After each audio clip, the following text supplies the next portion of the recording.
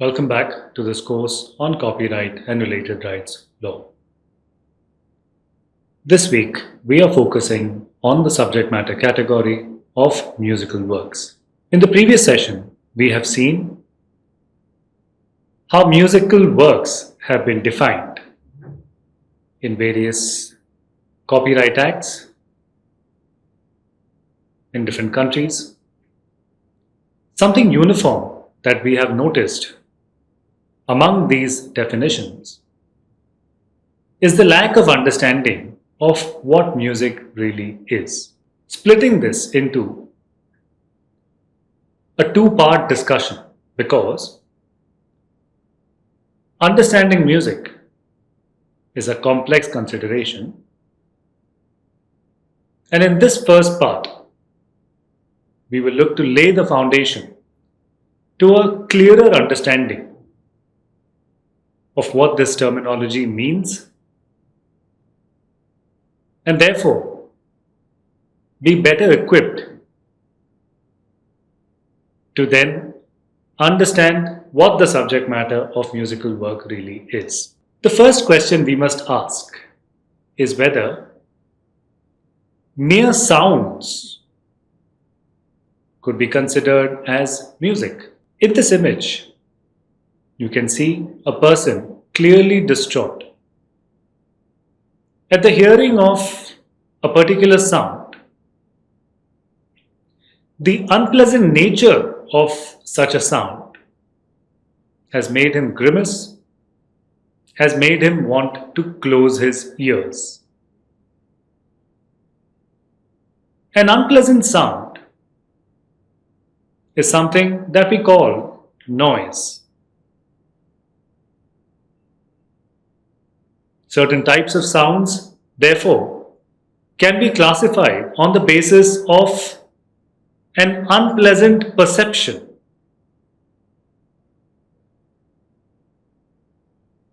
Are we saying then that a determination of a pleasant nature of sound should be what music is? And is the perception of the person listening the perception which is going to decide whether a particular sound is noise or music? What about a cow mooing? Is that music? Music, you'd realize, would be something that is pleasant. Mooing is not unpleasant. But can we say mooing is pleasant in the nature of music? Are we saying that there are unpleasant sounds, which we can call noise? Then there are those types of sounds which are not unpleasant but may not be music. And there is still another category of sounds which we are considering as music. Take a look at this image as well. Many of us wake to the sound of birds chirping.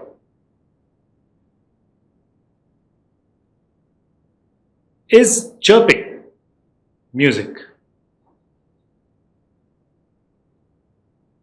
Is it a pleasant sound which we can categorize within the realm of music? To understand music better, let us understand what musicality means. The definition of musicality, as you can see, is the quality of having a pleasant sound or melodiousness.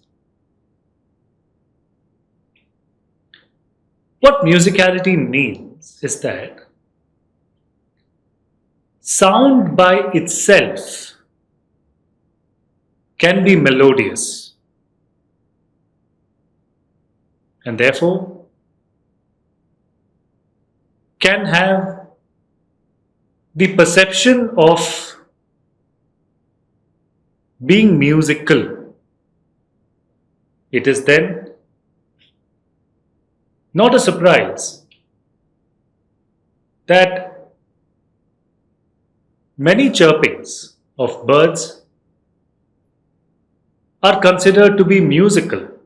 But while some sound can be considered as music in itself, what exactly is music? The definition of music, as per the Oxford Dictionary, is a sound perceived as pleasingly harmonious. If we ask ourselves, is all sound pleasingly harmonious? Then clearly we are saying no. Since this is a question of perception, many types of sound might actually hurt our ears, like it is hurting this person's ears. There is still other types of sound which may not traverse the path onto a determination of musicality, but then there are still others which could be considered as musical.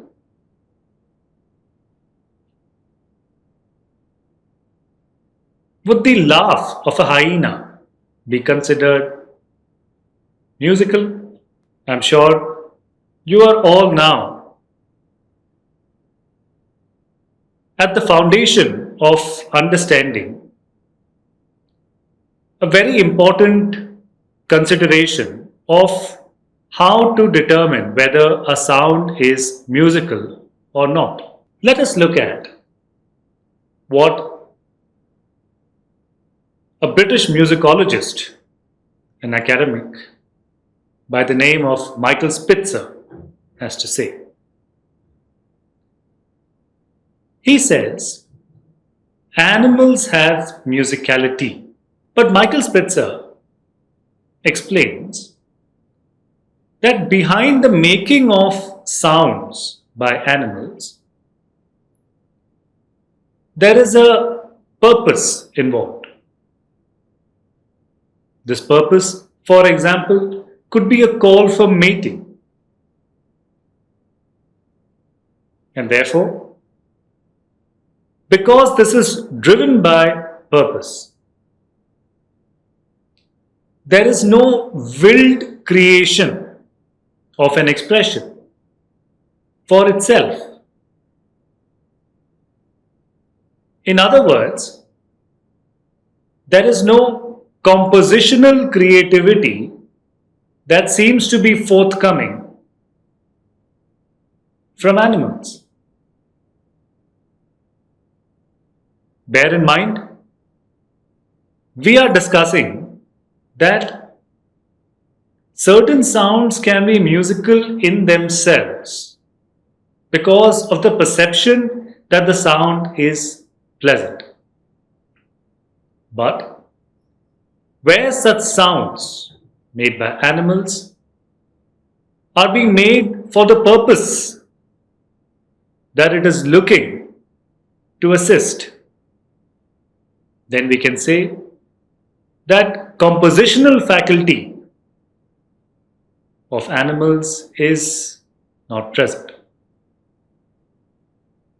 In fact, this is where human music is different from animal music. Purpose doesn't define sound in humans. Michael Spitzer explains, this lays the ground for playing with music. It is, after all, humans who have created instruments. But perhaps the greatest of all instrument is a human's voice. A voice can be the medium to create music. But the most important conceptual understanding that we are provided by Michael Spitzer is that human sound is driven by a compositional effort. It is not purpose oriented as it is with respect to animals. If we then consider another way of looking at music, we can see the Oxford Dictionary explains music as the art or science of composing or performing music. How do we understand composition? The action or art of producing a creative work, such as a poem or piece of music. When we looked at what kind of expression would qualify to be a subject matter of copyright, we understood that it is a creation of mind. It is then clear that an expression which is the result of a compositional effort, in other words, a creative work,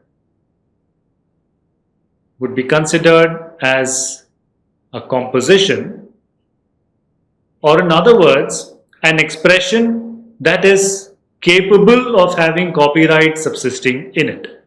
We can thus say that some sounds may have musicality, but they are not musical works.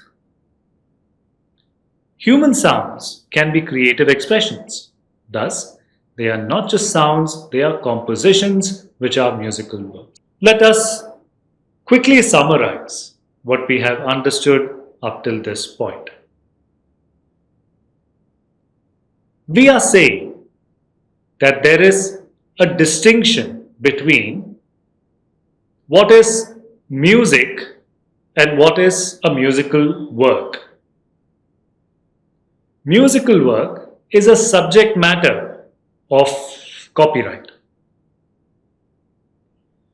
Music in musical work is not just a question of musicality.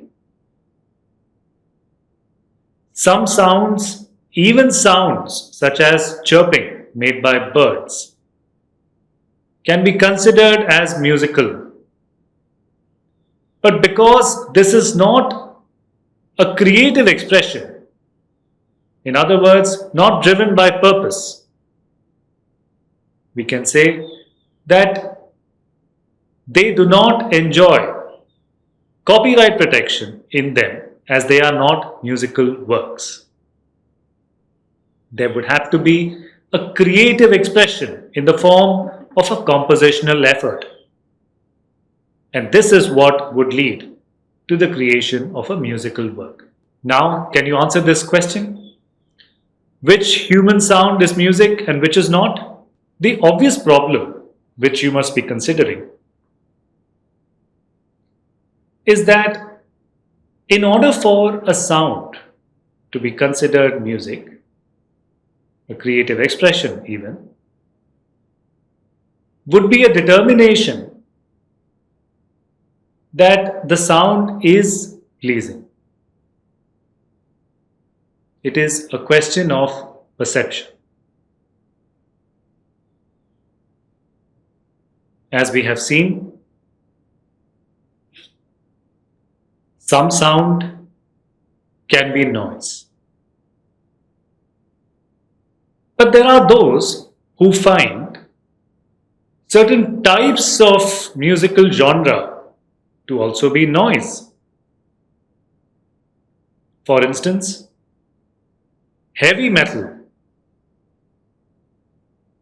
is considered by certain segments of public to be unbearable. But still, for a large community, It is the kind of music that defines music. Therefore, if in fact we have to consider a particular creative expression and see whether it is in fact musical or not, whose perception are we considering?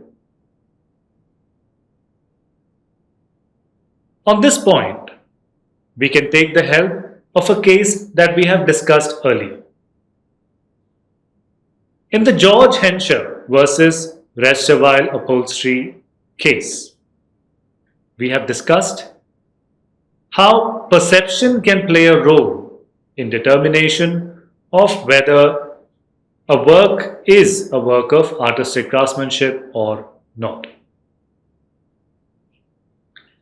Let us take a look again at the excerpt from this particular case.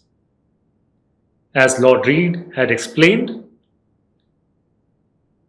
it is, I think, of importance that the maker or designer of a thing should have intended that it should have an artistic appeal, but I would not regard that as either necessary or conclusive.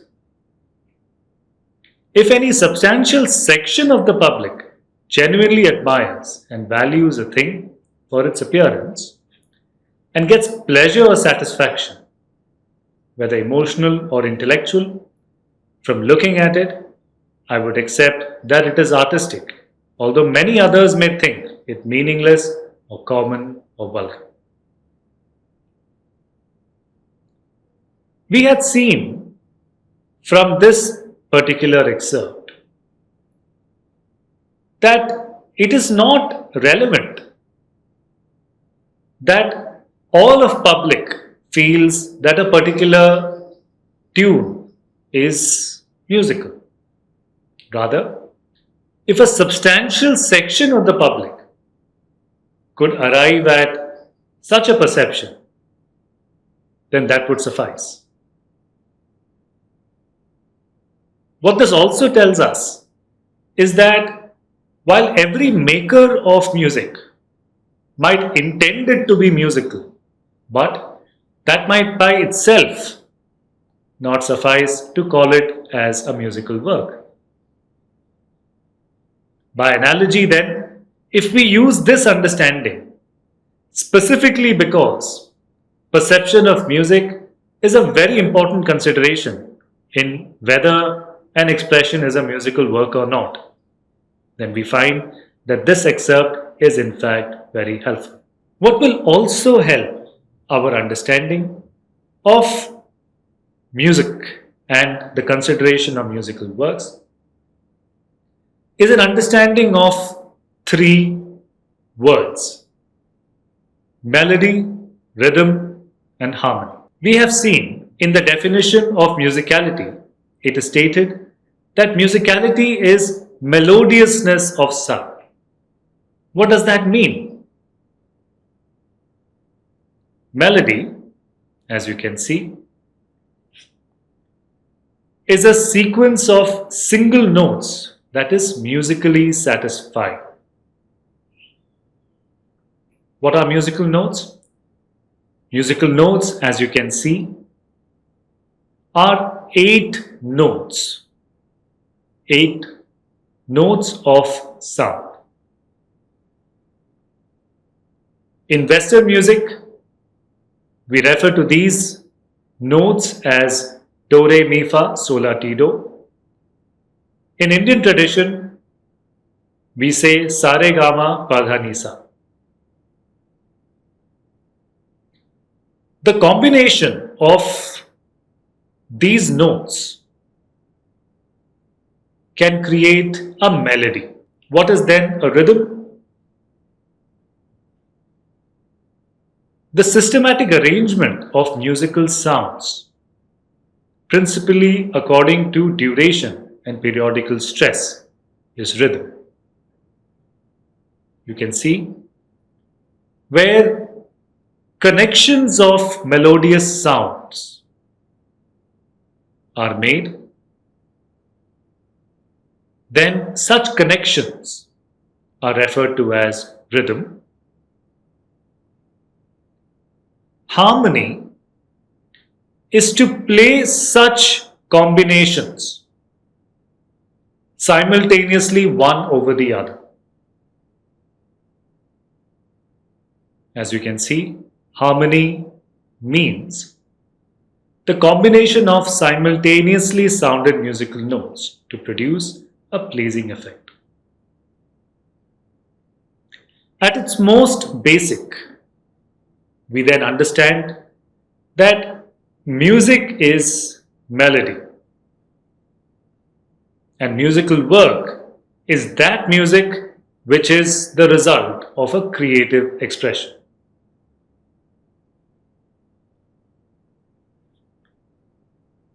You can see in this image, this person listening to a particular sound through her headphones is pleased by what she hears. We can say that the sound that she is listening to is music. Let us look at a case which has made a distinction between sound as music and sound as noise. In Sawkins versus Hyperion records, the court stated that the essence of music is combining sounds for listening to. Music is not the same as mere noise. The sound of music is intended to produce effects of some kind on the listener's emotion and intellect. The sounds may be produced by an organized performance on instruments played from a musical score, though that is not essential for the existence of the music or of copyright in it. Our understanding of music in musical work as a creative expression then, I hope, is now clearly understood. But something significant that this judgment mentions is the reference to a musical score. Let us take a look at this particular statement once more. It says, the sounds may be produced by an organized performance on instruments played from a musical score, though that is not essential for the existence of the music or of copyright in it. A way in which we have seen music being performed, such as a pianist playing the piano, is a pianist using sheet music. Many of you must have seen what you are seeing in this image, which is referred to as sheet music, or in other words, the musical score. What we find is that the court is saying that the presence of a musical score is not essential for the existence of music. What then is the score? And is the score something which must be considered as different from music? Is the score not representative of the composition? Is the musical score, through its usage of certain symbols, a literary work? And in that case, are we making a distinction between the graphical notation as a literary work and the music which is being carried by it as a musical work? This is something which we will look to explore in the next session. Thank you for joining me. See you all again in the next session. Thank you.